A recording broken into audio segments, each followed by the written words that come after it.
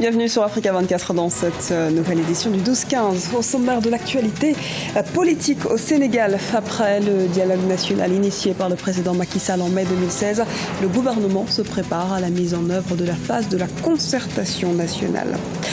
La foire multisectorielle de Brazzaville a refermé ses portes ce mardi 9 août. Après un mois d'activité commerciale et culturelle, le Centre congolais du commerce extérieur tire un bilan positif de cette première édition. Et puis, 87% des logiciels installés sur des ordinateurs au Cameroun sont piratés. Comment expliquer ce porte de logiciels contrefaits? Comment lutter contre ce phénomène? Élément de réponse dans ce journal. Préparation des concertations nationales au Sénégal. Le gouvernement se prépare activement à sa mise en œuvre. Ces discussions devraient notamment se concentrer sur l'éducation ou encore la santé. Et le président Macky Sall compte réaliser ce projet avec à ses côtés tous les partis membres du Benno Bokk Yakaar. Les précisions de Moukel Soumba.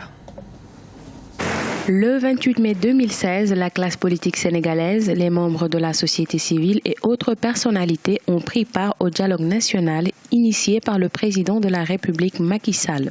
Des questions politiques ont été abordées, notamment la mise en œuvre des réformes constitutionnelles adoptées au mois de mars 2016 et l'organisation des prochaines élections législatives et présidentielles. Selon le porte-parole du gouvernement, les étapes suivantes de la concertation nationale seront axées en grande partie sur l'éducation, la santé ou encore le développement économique et social du Sénégal. Aujourd'hui, la machine est lancée. Dans la séquence conseil, code électoral, questions politiques, les choses sont lancées.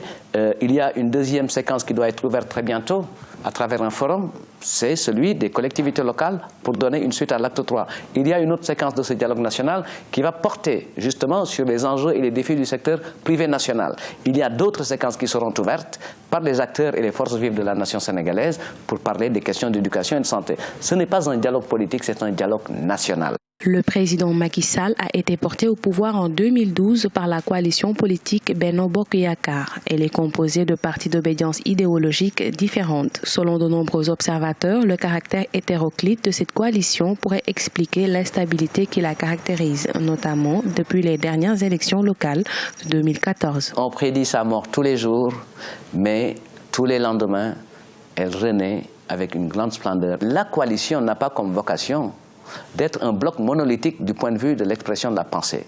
La force de cette coalition, c'est d'être le point de départ et le creuset d'une expression plurielle.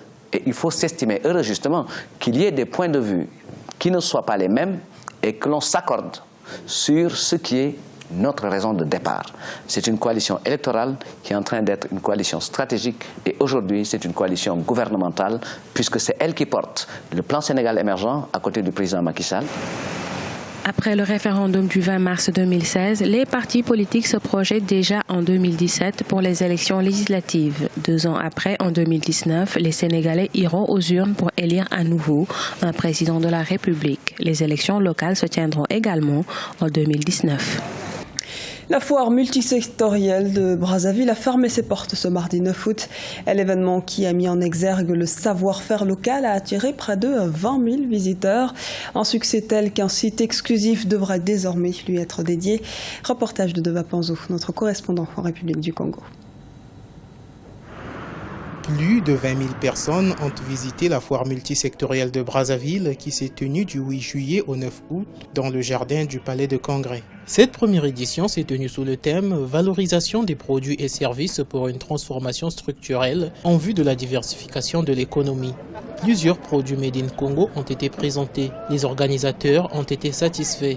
Leur préoccupation majeure demeure l'acquisition des sites d'exposition pour la deuxième édition. Il faut que le gouvernement congolais nous attribue un site approprié qui est apte à recevoir les manifestations de ce genre. Il faut pérenniser cette activité. Mais vous ne pouvez pas pérenniser une activité quand vous n'avez pas un site.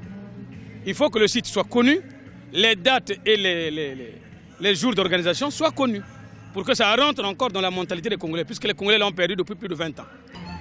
Le Centre congolais du commerce extérieur a pour mission de promouvoir les exportations des produits Made in Congo. À présent que la première édition de la foire multisectorielle s'est clôturée, l'heure est à l'identification du potentiel exportable. Nous devons faire la promotion des exportations. Mais vous ne pouvez pas faire la promotion des exportations lorsque vous ne connaissez pas le potentiel exportable. Donc, nous allons aller dans les départements de Brazzaville, du Congo profond, pour dénicher les producteurs et enfin les amener à la place publique. La foire multisectorielle a connu la participation d'exposants étrangers tels que les Égyptiens et les Italiens. L'organisateur a également affirmé que la concurrence déloyale observée dans la ville avec des foires qui ne remplissent pas toutes les conditions requises serait l'une des causes de la faible affluence des visiteurs. Activité monétique en hausse au Maroc. Les réalisations globales ont atteint 147,8 millions d'opérations pour un montant global de 124,5 milliards de dirhams à la fin juin 2016. C'est ici une hausse de 10,1% en nombre d'opérations et de plus 9,2% en montant par rapport au premier semestre 2015, selon le Centre monétique interbancaire. Dans un même temps, le réseau des guichets automatiques a poursuivi son élargissement avec l'installation de 203 nouveaux guichets durant ce même premier semestre. Au Cameroun, 87% des logiciels informatiques utilisés ont été révélés piratés. Selon les experts, cette fraude est en partie due à un manque de moyens financiers pour se procurer une licence dont le prix est parfois hors de portée. Les précisions dans ce reportage de Viviane Baouken, notre correspondante au Cameroun. 87% des logiciels installés sur des ordinateurs au Cameroun sont piratés. Pour les experts, ce fort taux de logiciels contrefaits est dû au fait que les entreprises camerounaises ont besoin de ces logiciels pour faire fructifier leurs affaires, mais ne disposent pas de moyens financiers pour acheter une licence qui coûte cher. Il faut quand même savoir qu'il y a des logiciels payants, c'est-à-dire en termes financiers, mais souvent aussi les gens ignorent qu'il y a des logiciels qui ne sont pas payants et qui pourraient utiliser, notamment ce qu'on appelle des logiciels libres. Mais même jusque-là, encore une fois, le problème, c'est l'ignorance des licences qui permettent justement aux personnes de pouvoir exploiter des logiciels sans forcément les payer, mais pouvoir faire beaucoup de choses au-delà de ça. Il faut par exemple débourser autour de 300 000 francs CFA pour entrer en possession d'une version récente d'un logiciel chez un éditeur. Une somme qui n'est pas à la portée de tous. On préfère télécharger parce que dans nos téléphones, ça vient déjà avec les App Store. Donc on passe une fois là-bas parce qu'il y a déjà les applications qui sont déjà téléchargées. La voie de la licence est tellement longue. Nous on veut les choses, au Cameroun nous on veut les moins chères. Donc si la licence est tellement chère, on va passer par la voie de téléchargement. Face à cette attitude, les informaticiens lancent une sonnette d'alarme sur les risques encourus face à cette fraude. Pour ces derniers, l'utilisateur camerounais devrait apprendre à se familiariser avec l'univers des licences que proposent les éditeurs de logiciels. Pour l'utilisateur final, il vaudrait mieux qu'ils apprennent à utiliser des licences, qu'ils connaissent en fait le rôle des licences. Là, il revient en fait aux éditeurs et aux producteurs de logiciels souvent d'informer les gens sur l'usage des licences. Par ailleurs, il est à noter que le Cameroun fait partie de ces pays qui n'utilisent pas suffisamment les opportunités qu'offrent les TIC. Classé 126e sur 148 pays avec une note de 3 sur 7, les pouvoirs publics ont mis en place un ensemble de programmes pour redynamiser le secteur du numérique, notamment avec le plan triennal spécial jeunesse et l'actuel don de 500 000 ordinateurs du chef de l'État aux étudiants camerounais. Le mandat des 12 000 casques bleus présents au Soudan du Sud se termine sans que la paix soit revenue dans le pays. À New York, aux États-Unis, le Conseil de sécurité de l'ONU devrait ainsi voter ce vendredi une résolution qui prévoit notamment de renforcer le mandat de la mission des Nations Unies au Soudan du Sud, avec notamment l'envoi de 4 000 hommes supplémentaires comme force d'interposition, un projet que refuse le gouvernement sud-soudanais.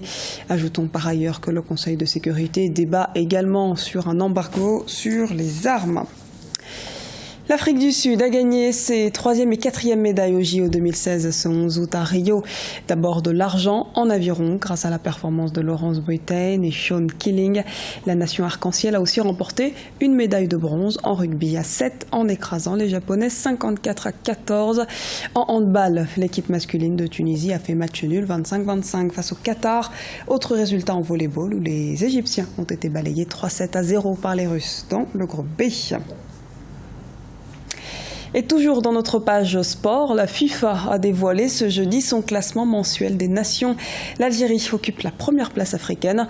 On note notamment que le Ghana devance à présent la Côte d'Ivoire et s'empare de la deuxième place au niveau africain. Le Sénégal occupe quant à lui la 4e place, suivie de l'Égypte. Cette mise à jour a également réservé quelques changements, comme le Maroc qui double le Cameroun et le Cap-Vert qui passe devant le Mali. C'était le journal de la rédaction. Merci de nous avoir suivis. À retrouver dans un instant une nouvelle édition de l'actualité sur Africa 24.